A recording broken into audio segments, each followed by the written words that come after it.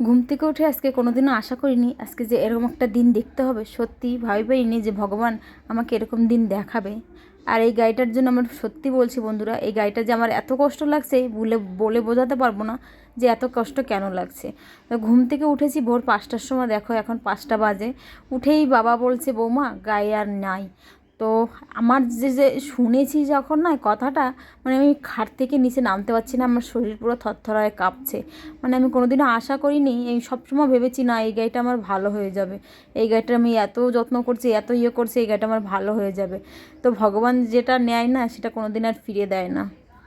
তো আশা করিনি সকালটা এত খারাপ যাবে, আর ঘুম থেকে উঠেই আমি এই এই এত বড় একটা দৃশ্যর মাঝখানে থাকবো আমি সত্যিই ভাবে পারিনি।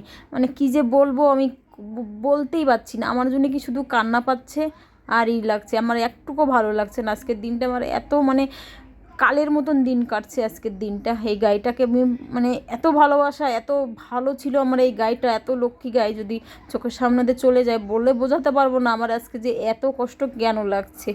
যাই হোক, দেখো ঘুম থেকে উঠেছি দেখি যে গাড়িটা মারা গেছে, শুনলাম বাবার কাছে। বাবা লোকজন ডাকতে গেছে, লোক ডেকে আনতে, ওইটা দেখো নিয়ে যাচ্ছে। যখন নিয়ে যাচ্ছিল না বুকের মধ্যে যেন কি ফাঁকা ফাঁকা লাগছিল, গরু ঘরের দিকে তাকাতে পারছি না, কিছু করতে পারছি না, ওই গায়ের দিকে আমি তাকাতে পারছি না, এরকম লাগছিল আমার।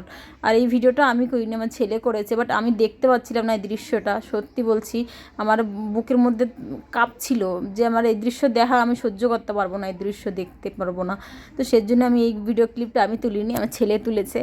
তো যাই হোক, দেখো বন্ধুরা যা হয় আশা করি ভালোর জন্য হয়, কিন্তু এরকম ভালো না হোক কারোর। কেননা আমি চাইনি, এই গাড়িটা আমার সবসময় মনে ডাক দিয়েছে কি না আমার এই গাড়িটা ভালো হয়ে যাবে। এত ওষুধ ইঞ্জেকশন স্লাইন চড়ানো হয়েছে, কত না কি করেছি গাড়িটার পিছনে, একটু যদি একটু ভালো হয় কত কি না করেছি, তোমাদের বলে বোঝাতে পারবো না যে কত কি করেছে কয়টা দিন ধরে। না একটু খেলো না, লাস্ট অব্দি একটু খেয়ে গেলে আমার মনটা একটু শান্তি লাগতো। এমনকি বোতলের মধ্যে দানা ভরে জল ভরেও খাওয়ানোর চেষ্টা করেছি, যে খেতে পাচ্ছে না। আবার ভালো কোন পাউডার, একটা পাউডার দিয়েছে যে খেলে নাকি ভালো হয়। ওর পেট ফাঁপাটাই কমলো না, এত ডাক্তার দেখালাম, একটা ডাক্তারও ভালো নেই নাকি ভগবানই জানে ওর নিয়তি ছিল এরকম, যে ডাক্তার এত দেখাইছি ডাক্তার রোগটাই ধরতে পারলো না। শুধু একটু জ্বর হয়েছে, বান ফুলেছে, সে দুনিয়াদারি হয়ে গেছে এক বান ফোলা দিয়ে। বানটা ফুলে নীল হয়ে গেছে, তারপরের থেকে যে কি হয়ে গেছে ও খেতেই পারলো না। দুদিন হয়েছে উঠছিল, মানে দাঁড়াচ্ছিল, একটু মানে জল খাচ্ছে, একটু শুচ্ছে, একটু দাঁড়াচ্ছে, এরকম করছে। বাট কালকে থেকে না, কালকে সকাল থেকে আর দাঁড়াচ্ছিল না, কালকে রাত থেকে আর কি। তো আর দাঁড়ানো বন্ধ হয়ে গেছে, তখনই না মনের মধ্যে কেমন একটা লাগছে সত্যি। না উঠে দাঁড়ালে তো একে তো উঠানো অসম্ভব হয়ে যাবে।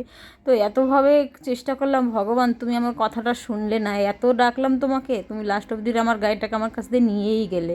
তো যাই হোক, কিছু করার নেই, নিয়ে তো গেছে। তারপরে না গোলঘরটা ভালো করে ফিনাইল দিয়ে ভালো করে জল দিয়ে ধুয়ে দিচ্ছি। আসলে আজকে কারেন্ট ছিল না সকালবেলা, নাহলে মোটরটা জ্বালিয়ে ভালো করে পাইপ দিয়ে ধুয়ে দিতাম। বাট কারেন্ট ছিল না দেখে আর হয়নি, ওই বালতিতে করে করে গরুঘরটা পুরো ধুয়ে দিয়েছি। যখন আমি কারেন্ট আসবে আবার ভালো করে ধুয়ে দেবো, বাবাকে বলবো আমার তো স্নান করা হয়ে যাবে। তো এখন দেখো একবারে গরুঘরটা ধোয়ানোর পরে গাইদেরকে একটু খেতে দিয়ে দিচ্ছি। আর ওই বাছুরটার দিকে আমি তাকাতে পারছি না, বাছুরটাকে অনাথ হয়ে চলে গেছে। দেখো যার মা নাই না, সত্যি অনেকটাই কষ্ট লাগে, যার মা নাই তার দিকে তাকাতে পারছি না। আবার যেমন তেমন কষ্ট তো আছেই, আমাদের তো কষ্ট তো লাগছে। বাট ছোটো মিষ্টিটা অনাথ হয়ে গেছে আজকে, ভীষণ খারাপ লাগছে, এত ফাঁকা ফাঁকা লাগছে, গরুঘর আসতে ইচ্ছা হলো না। হ্যাঁ, তো এখন এই যে কুলিরা ফেলে আসছে গাড়িকে, এখন লোক পয়সা দিতে ডাকছে। তো চলো, আর কিছু করার নাই বন্ধুরা, ভীষণ লাগছে, কষ্ট লাগছে, কিন্তু কিছু করতে পারলাম না, এটাই হচ্ছে মানে অনেক কিছু করেও কিছু করতে পারলাম না। তো চলো ওদের পয়সা দিয়ে এসে স্নান করবো, পুজো দেবো। বৃহস্পতিবার দিন আজকে কত কাজ, বাট ইচ্ছা করছে না কিছু। তো বন্ধুরা একটু গরু ঘরে আসছি, গাইদের কটা কোটা দেবো। তো গরু ঘরে আসতে না সত্যি বলছি ভালো লাগে না, গাইডের তো মন পেলে আমার ভীষণ কষ্ট লাগছে। গাইগুলো মারা গেলে কান্না করতে নেই, এত খারাপ লাগছে গাইটার জন্য।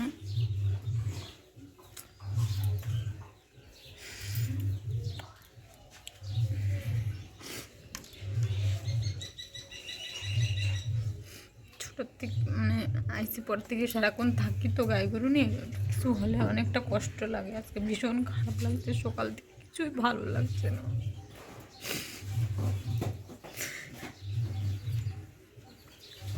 জানি গাই গরু মারা গেলে কান্না করতে নেই, বাট বাছুরটা দেখলে ভীষণ কষ্ট লাগছে আমার।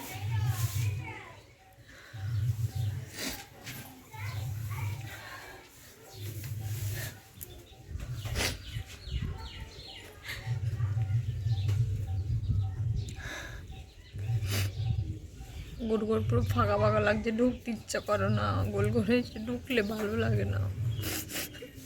এক এক করে করে দুটা গায়ে চোখের সামনে দিয়ে 2 বছরে 2টো গায়ে চলে গেছে। সকাল থেকে মনে পড়ছে আর শুধু কান্না হচ্ছে, ভালোই লাগছে না কিছু।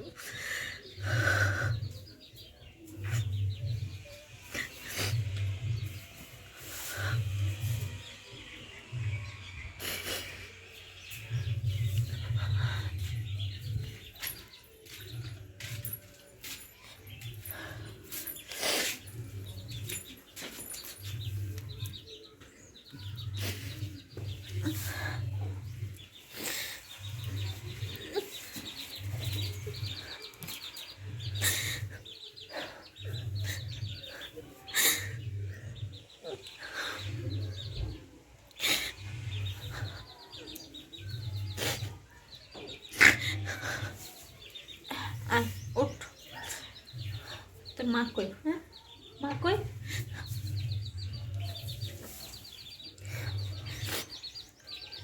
আগের বার একটা গায়ে মারা গেছে, তার সাথে সে বাছুর একটা থুয়ে গেছিলো। বাছুরটা বেশি দিন বাঁচেনি।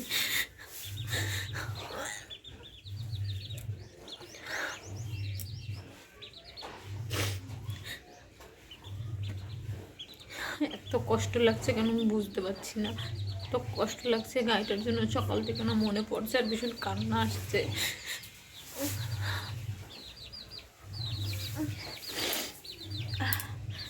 যাই হোক, যে চলে যায় সে তো কোনোদিন আসে না, আর এটাই আমাদের জীবন। আর আমার অনেক খারাপ লাগছে, বিশ্বাস করে তোমাদের বলে বোঝাতে পারবো না। আমার মানে আমি কথা বলতে পারছি না, আমি কী বলবো বুঝতেও পারছি না।